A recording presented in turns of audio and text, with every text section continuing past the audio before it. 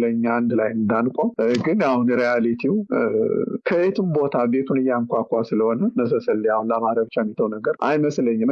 እንደ ህዝብ እንደ ሀገር ምንኖር ከሆነ እዛ ምድር ላይ ለዛች ምድር እንግዲህ ብዙ ዋጋ የከፈለ ታሪክ የዘገበው እናት ማነው ቅድመ አያቶቻችን ያቆዩት ሀገር አለች። ያችን ሀገር እያፈረሰ ነው ያለው እና ይህንን እንደዛ አይነት ውርደቱ ስለመዳን እያንዳንዱ ኢትዮጵያዊ በየትም ቦታ ያለው ይህን ነገር ቆም ብሎ አስቦ ከፋኖ ጋር መቆም እንዳለበት ነው ለኔ የሚታየኝና በተለይ ህብረተሰባችን ይኸኛው አማራው ስፔሻሊ እንደምታውቀው the last 50 years ከደርግ ከ1974 ከ1991 የነበረውን የምናውቀው ነው። ከዛ ቲፒኤልኤፍ ከመጣ ከ1991 እስከ 2018 ህዝባችን እንዴት ዲስፕሌስ እንደሆነ ኢኮኖሚካሊ እንዴት ማርጂናላይዝ እንደተደረገ ይሄ አርቢትራሪ አሬስት ምንለው ሴክሹዋል ቫዮለንስ እነዚህ በየሰዓቱ እንደቀጠሉ ነው። ከዛ 2018 እስካሁን እንግዲህ በፈረንጆች ማለት ነው ይሄ ኦሮሞ ፕሮስፐሪቲ ፓርቲ ብሎ ከመጣ ጀምሮ በአብይ አህመድ በኩል ህዝባችን በሚሊየን ህዝብ ፕለስ ነው የሆነው። እንግዲህ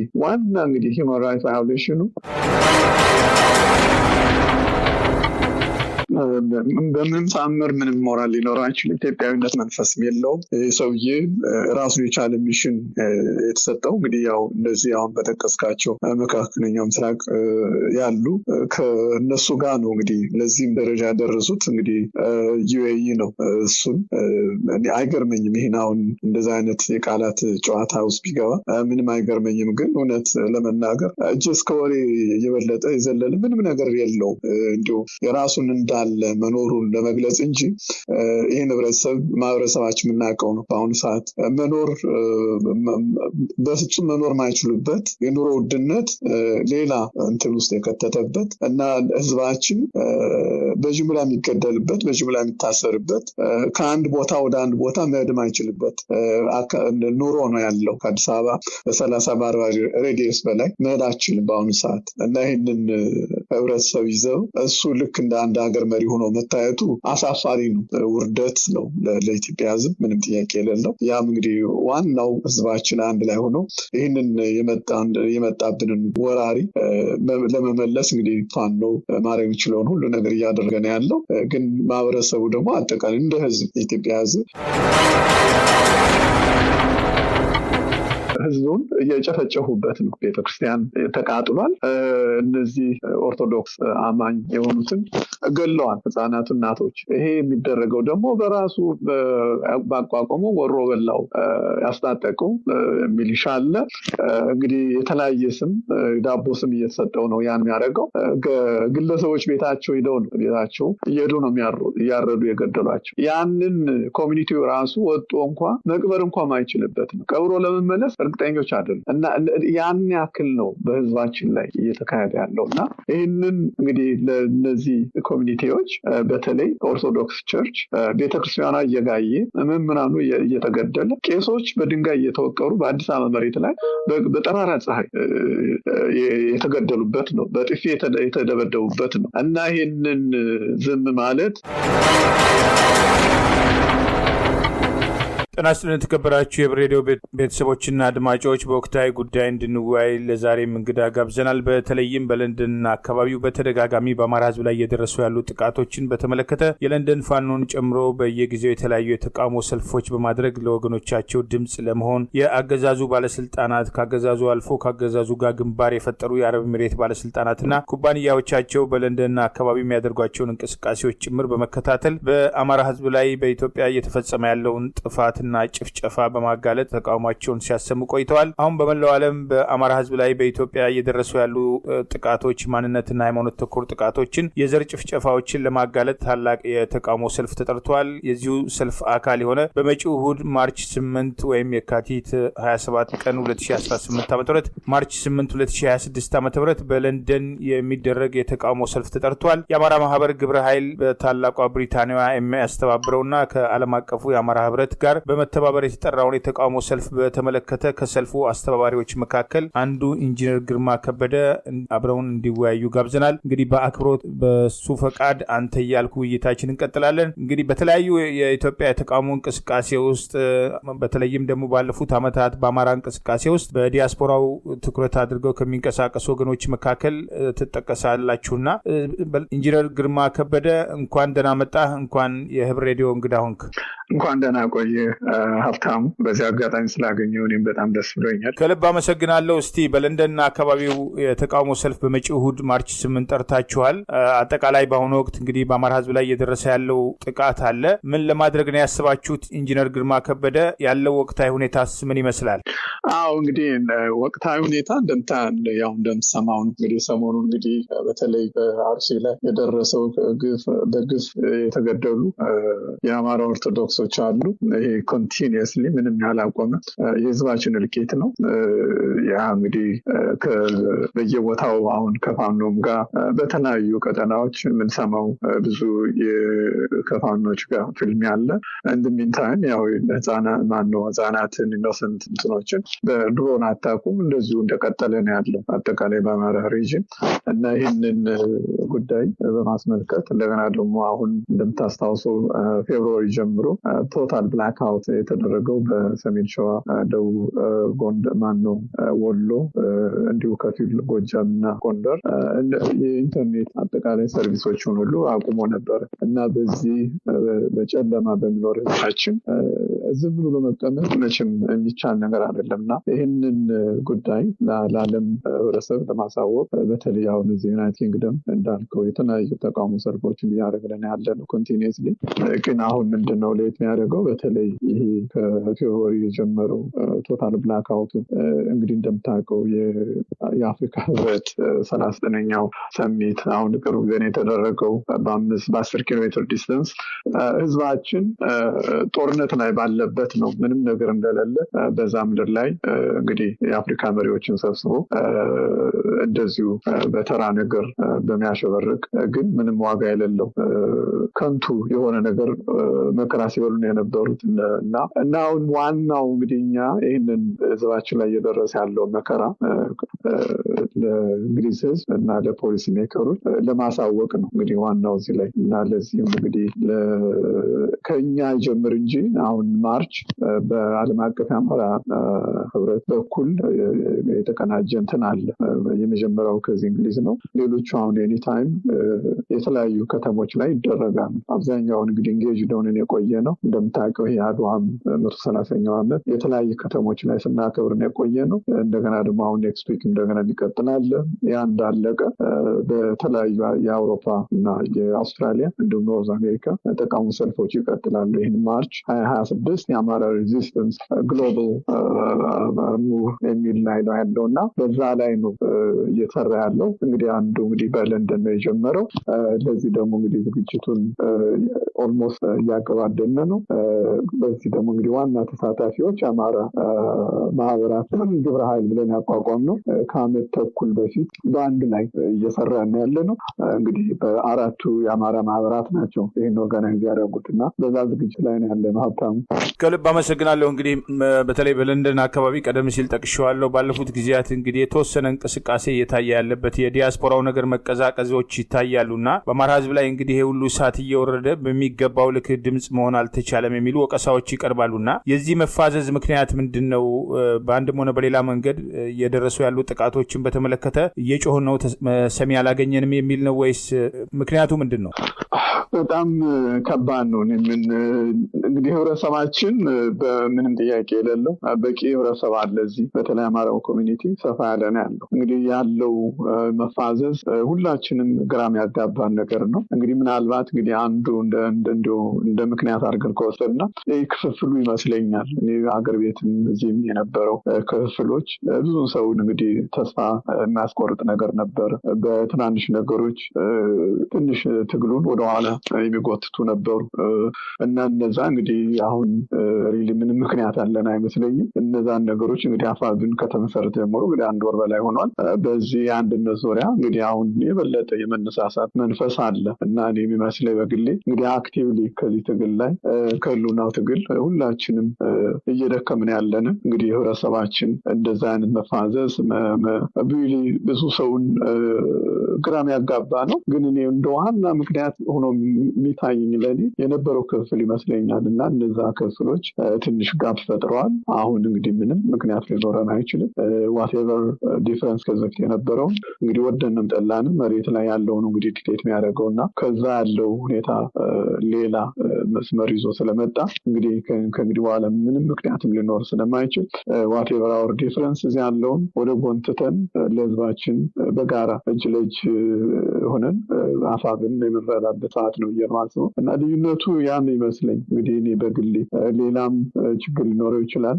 that's something we need to በደፍ መጠናት ያለበት ጉዳይ ነው።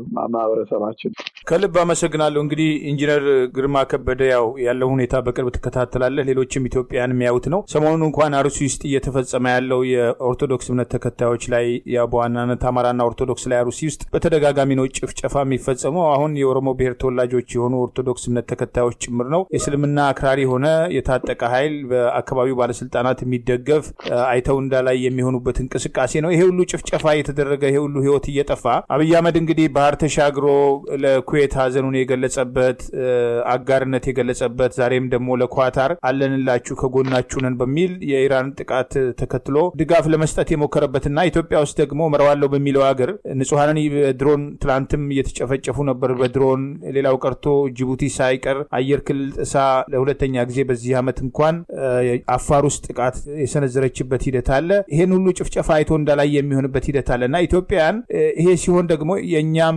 የኢትዮጵያንም ዝታ እንግዲህ አማራውን ጨምሮ ልክ ደግሞ ያሉትን ችግሮች ለማሳየት አልተሞከረም የሚሉ ነገሮች አሉና 4 ኪሎ የተቀመጠው አገዛዝ ኢትዮጵያን የመምራት ሞራል አለው ወይ በዚህ ጊዜ? በፍጹም በምንም ሳምር ምንም ሞራል ሊኖረው አይችልም። ኢትዮጵያዊነት መንፈስም የለውም።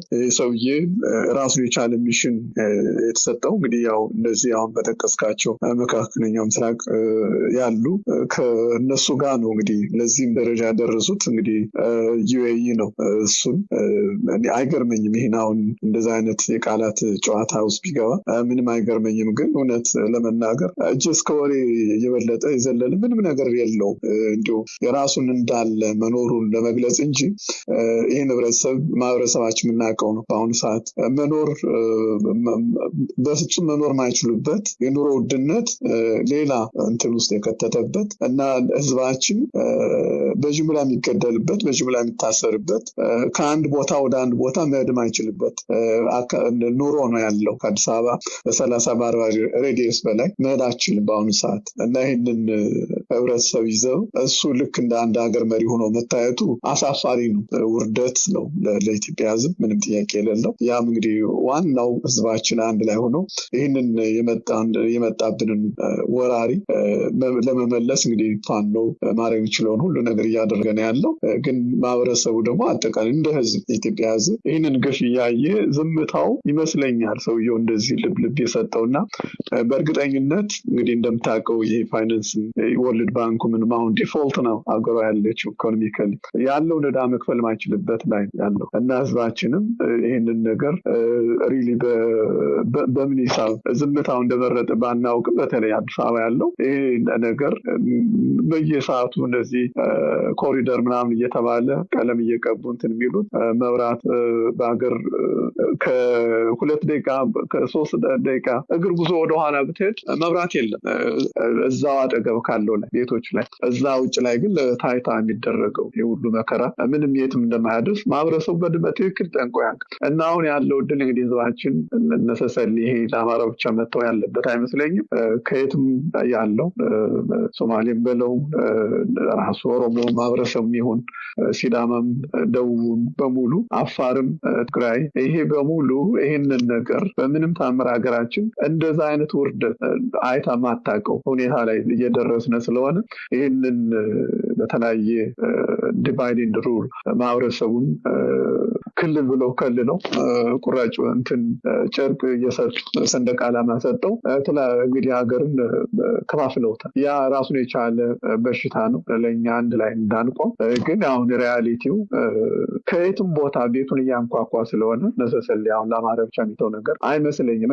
እንደ ህዝብ እንደ ሀገር ምንኖር ከሆነ እዛ ምድር ላይ ለዛች ምድር እንግዲህ ብዙ ዋጋ የከፈለ ታሪክ የዘገበው እናት ማነው ቅድመ አያቶቻችን ያቆዩት ሀገር አለች። ያችን ሀገር እያፈረሰ ነው ያለው እና ይህንን እንደዛ አይነት ውርደቱ ስለመዳን እያንዳንዱ ኢትዮጵያዊ በየትም ቦታ ያለው ይህን ነገር ቆም ብሎ አስቦ ከፋኖ ጋር መቆም እንዳለበት ነው ለእኔ የሚታየኝና በተለይ ህብረተሰባችን ይኸኛው አማራው ስፔሻሊ እንደምታውቀው ላስት 50 years ከደርግ ከ1974 ከ1991 የነበረውን የምናውቀው ነው።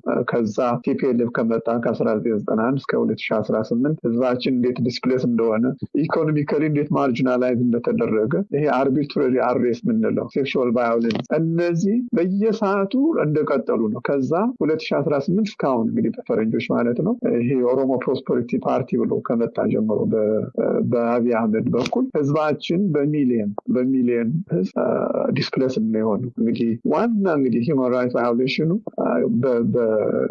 ከኦገስት 23 እስካሁን 26 ባለው በ3 ዓመት ጦርነት ፉል ፍሌጅድ ዎር በህዝባችን ካለ በኋላ ቢያንስ ከ10,000 በላይ ሲቪሊያን ዴዝ አለ ሚኒመም። ከዛ ኢንጁሪው አለ ሴክሹዋል ቫዮለንሱ ቢቢሲ አሁን ቅርብ ጊዜ የዘገበውን ታውቃለህ። ከ3,000 በላይ አንደር 18 የሆኑ ሴቶች የተደፈሩበት ነው በወራሪው ኃይል። ያ ዌል ዶኩሜንት እንደሆነ በአለም ላይ የተሰራጨ ነው እና ይሄ ከ5.1 ሚሊዮን በላይ ህጻናት ከትምህርት ቤት ውጭ ናት። ይሄው ላስ ቢያንስ 6,000 ትምህርት ቤቶች ተዘግተዋል እና ይሄ ህዝባችን እንግዲህ የታሰረው እንግዲህ ቤት ይቆጠረው አሁን በ100,000 የሚቆጠር ፕሮፋይል ሊሆን በአማራነቱ የታሰራል ቶርቸር ይሆናል እና ማስ አርቢትሬሽኑ ዲቴንሽኑ እንደቀጠለ ነው ያለው እና ይህንን መከራ እየበላ ያለ ህብረተሰብ ነው ያለው። ይህንን መቼም በምንም ተአምር በምን እንደምንገልጸው ምን ያላቅም ማህበረሰባችን ይሄ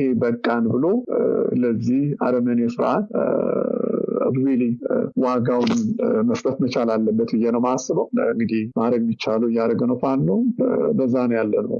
ሀብታሙ ከልብ አመሰግናለሁ። ምናልባት እንግዲህ በመጪው እሑድ ማርች 8 በለንደን የእንግሊዝ ጠቅላይ ሚኒስትር ጽህፈት ቤት ፊት ለፊት የሚደረገው የተቃውሞ ሰልፍ ላይ የምታደርጉት ጥሪ እንግዲህ የሃይማኖት አባቶች ኢትዮጵያ ውስጥ እየተፈጸመ ያለውን ነገር በዝምታ ማየታቸው በተለይ በውጭ ሀገራት ጭምር አልፎ አልፎ በእርግጥ አደባባይ ወጥተው ተቃውሟቸውን ለማሰማት ለህዝባቸው ድምጽ ለመሆን የሚሞክሩ እንዳሉት ሁሉ ብዙሃኑ ግን በአብዛኛው ሃይማኖት ተቋማት አካባቢ ነው ያለው። እንግዲህ በዛም በዚህም በተለያዩ ሃይማኖቶችና በእነዚህ መድረኮች ደግሞ በኢትዮጵያ ውስጥ እየደረሰ ያለው ጭፍጨፋ በተለይም ደግሞ የኦርቶዶክስ እምነት ተከታዮች ውጭ ሀገራት በብዛት ባሉበት ሁኔታ ውስጥም ይሄ ሁሉ ጭፍጨፋ እየተፈጸመ በአደባባይ የሚደረጉ ግዘቶች እንዲህ ያሉ እንቅስቃሴዎች ውስጥ ከፊት ገብቶ ድርጊቱን ለማውገዝና የሚደረጉ እንቅስቃሴዎች የሉምና በተለይ ኢትዮጵያን እንግዲህ በዚህ ጊዜ ተባብረን ካልቆምን በዚህ ጊዜ በጋራ ድምጻችንን ማሰማት ካልቻል በአገሪቱ ውስጥ እየመጣ ላለው ጥፋት በተዘዋዋሪ ተባባሪነት አይደለም ወይ? እና ምናልባት በዚህ አጋጣሚ እናንተስ የምታቀርቡት ጥሪ ያለ ወይ? ከዚህ ቀደም እንደነበረው ሲጠሩ የሚመጡ የተወሰኑ ሰዎች ጉዳዩ የሚያሳስባቸው የተወሰኑ ሰዎች ብቻ መሆን አለበት ወይ? በጣም ተገቢ ጥያቄ ነው ሀብታሙ። ይህንን ሞሮ ለስ አድሬስ አድርገነዋል ብዬ አስባለሁ። ከአንድ ወር በፊት አንድ የትብብር ጥሪ ወርልድ ዋይድ የዓለም አቀፍ የአማራ ማህበራት ህብረት የበተነው ነበር። የዛ ዋናው አንዱ አሁን ያልካቸው የሃይማኖት ተቋማት የኦርቶዶክስ ቤተክርስቲያኖች ፔንተኮስታል እና ራሱ ከሙስሊም ኮሚኒቲው በየሞስኩ የትም ዓለም ያሉት ይሄ በህዝባችን እየደረሰ ያለው ግፍ እንዳልከው ማጆሪቲው ሳይለንት ማጆሪቲው እዛ አሁን እሑድ ሄደን ቤተክርስቲያን ስንሄድ ምናየው ህዝባችን ብዛት ያንን ግማሽ ከተቃውሞ ሰልፍ ላይ እናየው እና ይህንን መቼም ራሱን የቻለ እንግዲህ ይሄ ስነልቦና ጥናት ያላቸው ሰዎች በስነስርዓት ተጠንቶ መቅረብ ያለበት ጉዳይ ነው። ለጊዜው ግን አሁን እዛ ላይ ያለውን ኮሚኒቲ ይሄ ነገር ህዝባችን ላይ በተለይ እንግዲህ አሁን አንተም እንዳልከው ሰሞኑን ሪፖርት የተደረገው በአርሲ ላይ የጅምላ ጭፍጨፋው በአንዲት ጀንበር ከአንድ የበለጠ ከዛም የበለጠ ነው ባይዘው ይሄ ሪፖርት የተደረገ ነው። ቢያንስ እስከ 60 እየተባለ ነው እየመጣ ያለው ህዝቡን እየጨፈጨፉበት ነው። ቤተክርስቲያን ተቃጥሏል። እነዚህ ኦርቶዶክስ አማኝ የሆኑትን ገለዋል፣ ህጻናት፣ እናቶች። ይሄ የሚደረገው ደግሞ በራሱ ባቋቋመው ወሮ በላው ያስታጠቀው ሚሊሻ አለ። እንግዲህ የተለያየ ስም ዳቦ ስም እየተሰጠው ነው ያን የሚያደርገው። ግለሰቦች ቤታቸው ሄደው ነው ቤታቸው እየሄዱ ነው እያረዱ የገደሏቸው። ያንን ኮሚኒቲው ራሱ ወጥቶ እንኳ መቅበር እንኳ ማይችልበት ነው። ቀብሮ ለመመለስ እርግጠኞች አይደሉም። እና ያን ያክል ነው በህዝባችን ላይ እየተካሄደ ያለው። እና ይህንን እንግዲህ ለነዚህ ኮሚኒቲዎች በተለይ ኦርቶዶክስ ቸርች ቤተክርስቲያኗ እየጋየ ምዕመናኑ እየተገደለ ቄሶች በድንጋይ እየተወቀሩ በአዲስ አበባ መሬት ላይ በጠራራ ፀሐይ የተገደሉበት ነው። በጥፊ የተደበደቡበት ነው። እና ይህንን ዝም ማለት ይህንን ማውገዝ አለመቻል እኔ እውነት ለመናገር በምን ቃልስ ልንገልጽ እንደምችል አላውቅም። እንግዲህ እንደዚህ ጅምላ ቤተክርስቲያን ኦርቶዶክስ እንትኑን ለመድፈር አይቻልም። ግን አይ ቲንክ ኃላፊነት አለባቸው ብለን እናስባለን እና ሃይማኖታዊ ግዴታም አለባቸው። መወገዝ ብቻ ሳይሆን ይህንን በተቻለ መጠን የትም ቦታ ያለው ይሄ ለሚደረገው ዝግጅት ቤተክርስቲያኗ ግንባር ቀደም ሆና መውጣት ነበረባት እና ይህንን እንዲወጡ እንግዲህ ጥሪ ተደርጓል። ከአንድ ወር በፊት ነው እኛ በየቦታው እንትን ያደረግነው። አሁን ይሄ እንደነገርኩ ቅድም ይህንን ወር በተቻለን መጠን የትም ቦታ ያለው አማራው ማህበር በሚያዘጋጀው ተቃውሞ ሰልፍ ላይ በቤተክርስቲያናት እና ሞስኩ ያሉት እህት ወንድሞቻችን እነዚህ አማኞች እኛን ጆይን እንዲያደርጉ እንዲሁ ቢቻል አንዳንድ ከዚያ አውሮፓም የተጀመረ እንትን አለ በቤተክርስቲያን ብቻውን ፈረንሳይና ከዴንማርክ አሁን እንግዲህ ሌሎቹ ያንም ያደርጉታል ብለን እናስባለን። ግን አትሊስት ይህንን ቀን ከዚህ በለንደን በምናደርገው እንትን ላይ እነሱ ጆይን እንዲያደርጉን ጥሪ ተደርጎላቸዋል። እንግዲህ ተስፋ አደርጋለሁ እነሱም ጆይን ያደርጉናል ብዬ አስባለሁ። ምናልባት እዚህ አንድ እንትን ማስተላለፍ ፈልገው መልዕክት አለ። አሁን ይሄ የለንደን የሚደረገው ላይ በተለይ ዩኬ ነዋሪ የሆነው ያንተ አድማጭ የሆኑት እንዲያውቁ ፈልገው ከተለያየ ክፍለ ሀገር ላይ ነው የሚመጡት። አሁን ከኖርዝ ኢንግላንድ፣ ከሊቨርፑል፣ ማንቸስተር፣ ብሪስተል፣ ስቶክ፣ በርሚንግሃም እና ሚድላንድ የምንላቸው እና ከዚህ ሳውዝ ኢንግላንድ እና ለንደን የለንደን ነዋሪዎች አይደለም እና አጠቃላይ በየትም ቦታ ያሉ የአማራ እንትኖች ተወላጆች የሆኑ ናቸው። እንግዲህ ቤተክርስቲያኖችም ከየትም ቦታ እነዚህ ካነሳናቸው ቤተክርስቲያን ተጠሪዎች ይዘው ይመጣሉ ብለን እናስባለን እና ይሄ እንትን ተቃውሞ ሰልፉ ከለንደን ብቻ ሳይሆን አጠቃላይ በዩናይትድ ኪንግደም ያለ የአማራ እንዲሁም ሌሎችም ያገባናል የሚሉ በሰውነት የአማራ ደሜ ነው ብለው እንዲመጡ ጥሪ ተደርጓል። ኤርትራን ኮሚኒቲም ሌሎችም በዚህ ጉዳይ ላይ ሁሉም አዌር ናቸው እና እንግዲህ በዚህ እንትን ላይ የትም ቦታ ያሉት እንዲሁም ምናልባት ያልሰሙ ካሉ እንደገና አናውንስ ለማድረግ ነው። እሁድ ሁሉም በዛ ሰዓት በተባለው ከማርብል አርች እንነሳለን። ዳውኒንግ ስትሪት ነምበር 10 ነው የመጨረሻው የሚሆነው 1 o'clock ማርች 8 እዛ ሁላችን እንድንገናኝ ሁሉንም በዚህ አጋጣሚ አደራ ለማለት ፈልጋለሁ። እግዚአብሔር ይስጥልኝ። ከልብ አመሰግናለሁ ኢንጂነር ግርማ ከበደ። ወደፊትም በሌሎች ወቅታዊ ጉዳዮች እንወያያለን። እግዚአብሔር ይስጥልኝ ለሰጠን ማብራሪያ። አመሰግናለሁ። ታንኪዩ። አሜን። ክቡራን የህብር ሬዲዮ ቤተሰቦችና አድማጮች ስታደምጡን ለቆያችሁ ምስጋናችን ይድረሳችሁ። የህብር ሬዲዮ ኦፊሻል ዩቲዩብ ቻናላችንን ሰብስክራይብ ያላደረጋችሁ ሰብስክራይብ በማድረግ በተጨማሪም የደወል መጫን የህብር ሬዲዮ ቤተሰብ እንድትቀላቀሉ በአክብሮት እንጋብዛለን። እንደወትሮ ሁሉ የህብር ሬዲዮ ቤተሰቦች ፕሮግራሞቻችንን ላይክ በማድረግ ሼር በማድረግ አስተያየቶቻችሁን በመስጠት አብሮነታችሁን እንድትገልጹ በአክብሮት እንጠይቃለን። በድጋሚ እናመሰግናለን። ጤና ይስጥልን። ቸር እንቆይ።